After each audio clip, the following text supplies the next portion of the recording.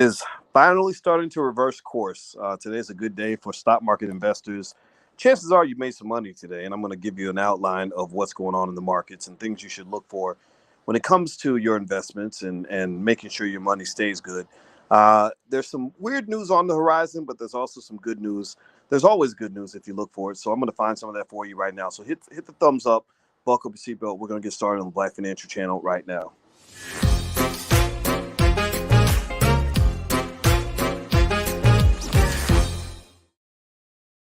Hey, what's going on, guys? Welcome to the Black Financial Channel. This is theblackfinancialchannel.com. My name is Dr. Boyce Watkins. I'm your friendly neighborhood finance professor.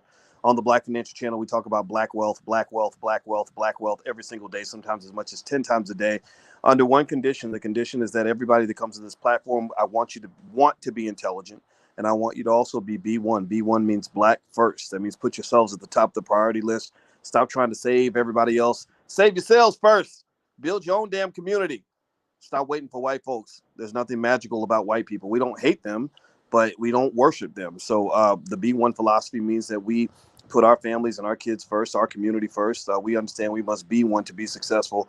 If you agree, put a B in the number one in the chat. Hashtag. Use it as a hashtag. Use the hashtag on social media. Go out and have a B1 conversation. Start a B1 conversation. Take a picture of your kids reading a book and put a hashtag B1 on it. Go do a short video about your black-owned business. Put a hashtag B1 on it. Put it on Twitter. Put it on Instagram. Put it on Facebook. Put it on YouTube. I'm going to find you.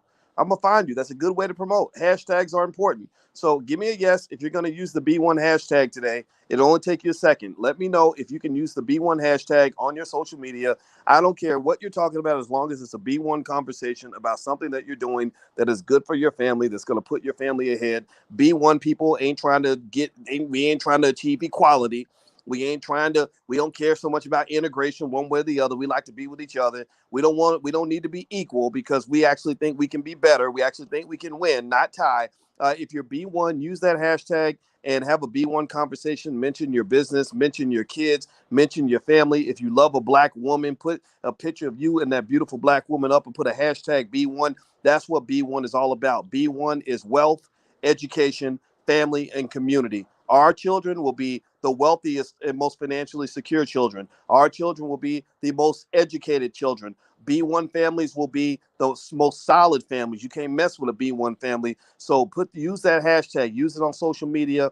Use it today if you can, because I want to hear what you're doing in your life. With that said, let me keep going. Hit the thumbs up button. All right. So today you're probably making money in your stocks. Today is a big day for the stock market. It looks like the Dow went up by about 261.95 points today as of the time of this recording.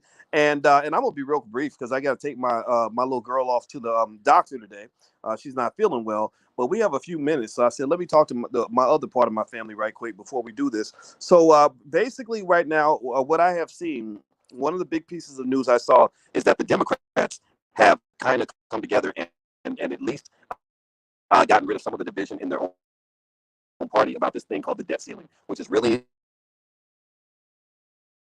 a looming economic crisis. This big game of economic chicken that they love to play in Congress because they like playing with your emotions. You know, I'm like Big Worm from the movie Friday. They remember Big Worm said, "You Smokey, when you play with my money, you play with my emotions, Smokey." Right? So they like to play with your money and play with your emotions. They literally every year or two they get to the point where the entire global economy is on a cliff and they play chicken with each other because they care more about their own personal agenda than they care about the economy. Well, it looks like the Democrats have at least contained the ranks of their own crazy people within the Democratic Party. They've gotten the moderates to come together with the extremists, and they've agreed on raising the debt ceiling. Now, that's fine and good. That's wonderful.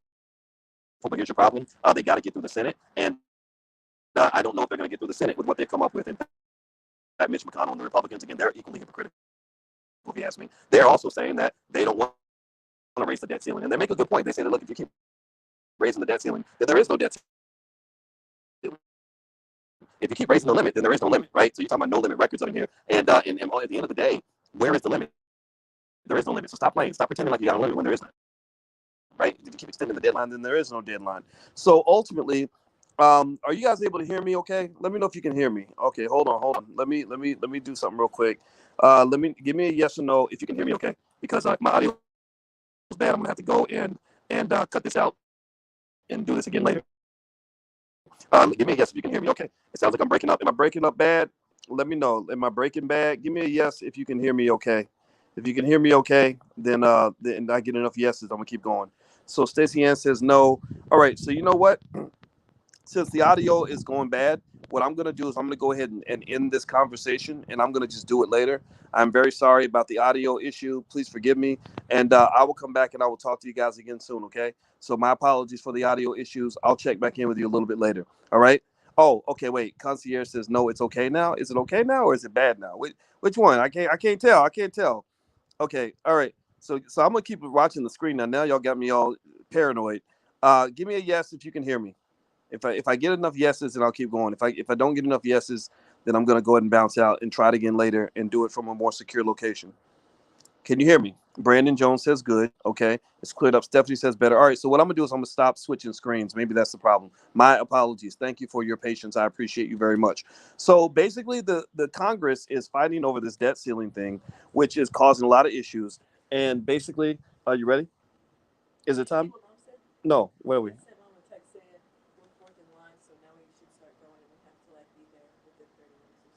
Okay. All right. So give me 5 minutes. I'm almost done. All right. So the debt ceiling is the big issue that's kind of happening right now. They're going back and forth over the debt ceiling, and you should watch this. Basically, as the negotiations occur, this could be a buying opportunity. If they do what they've done in the past, which is take the economy to the brink and then decide at the last minute that everything's okay, then that's probably an opportunity for you to make money on some of the more quality investments, some of the quality names.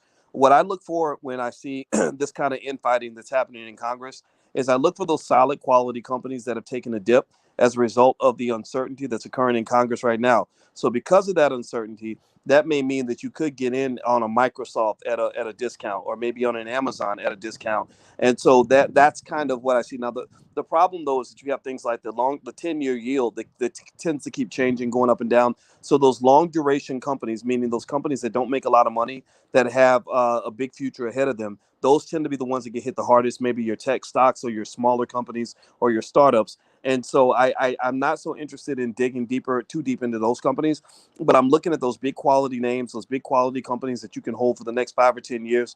I think those are the ones that respond to temporary uncertainty that is really not really uncertainty, right? Like I like uncertainty that really isn't uncertain. Like watching a movie, for example. You know how they do in a movie, how they'll make you think that the hero's gonna get killed, and you're watching it and you're like, oh, how's he gonna get out of this one, right? Because they make it look like he's about to die, but the hero never dies, right? Every time you watch a movie, the hero almost never dies, and so because you know the hero's not gonna die, you know that you really don't have uncertainty. You have the illusion of uncertainty. Do you follow what I'm saying? Give me a yes or no if you know what I'm saying. So with this, I don't see true uncertainty. I see the illusion of uncertainty in the financial markets, where it appears like, well, oh gosh, what are they going to do now? Are they going to raise the debt ceiling or not raise the debt ceiling? They're going to raise it like they always do. They're going to do what they've always done. The story's going to end the way every movie ends, with a hero and he's going to kiss the girl and live happily ever after. Why does that matter? Well, in the middle of the uncertainty, sometimes you watch a movie and you have people that are just not that smart. Some people watch a movie and they really are that gullible. They really think that the person might actually die, right? And so basically, people who don't understand how the movie typically ends will overreact, right? Like something, that's one of the rules of life actually that I believe in. Don't overreact to things. Things that you think is the end of everything, like you want to cuss your wife out and get a divorce because she said a couple of things to you or whatever. Just chill out, relax, let it play itself out, and then the movie will end in a certain way, typically the way that it always does. So I think this movie's going to end with good news, right? This movie's going to end with a press conference with Nancy Pelosi on one side and Mitch McConnell on the other. And they've done many of these press conferences, and they're going to say, oh, at the 11th hour, we finally negotiated a deal on the debt ceiling, and we're going to raise the debt ceiling. Everything's fine. Crisis averted, y'all. Everything's good.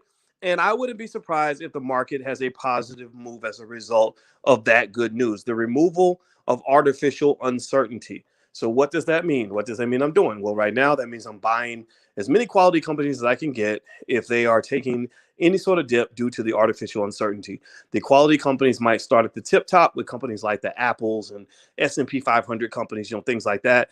And those are the ones I'm moving towards. So anyway, I'm gonna get out of here. I got to go take my daughter to the doctor. But if you want to see more, you want to know what stocks I'm buying in particular, I have a long list of stocks I added this week. Feel free to go log in at the blackstockmarketprogram.com. The URL is on the screen. And also, just a reminder to you guys know that the All Black National Convention is happening the weekend of October 29th, October 29th through November 1st. It's in Orlando, and it's for Black people that want to solve problems, for B1 families that want solutions. It is for people that want to come together and build the future in a constructive way. So if you're in that category and you want to have a good time and also learn a lot, go down to allblacknationalconvention.com. Join us in Orlando. I will be there. We will hug, shake hands, and move forward and make plans for the future. All right, Courtney. Yes, Courtney, I would like for you to come out there too. So bring your family, bring your church group, bring groups. Group economics is all about groups. It's all about collectives. It's all about families, because family is how you win. All right. So I got to go, guys. I'm going to check back in a little bit later. It's time for me and my daughter to go to the doctor. Love you guys. Hit the thumbs up button if you could on the way out. Talk to you later. Peace.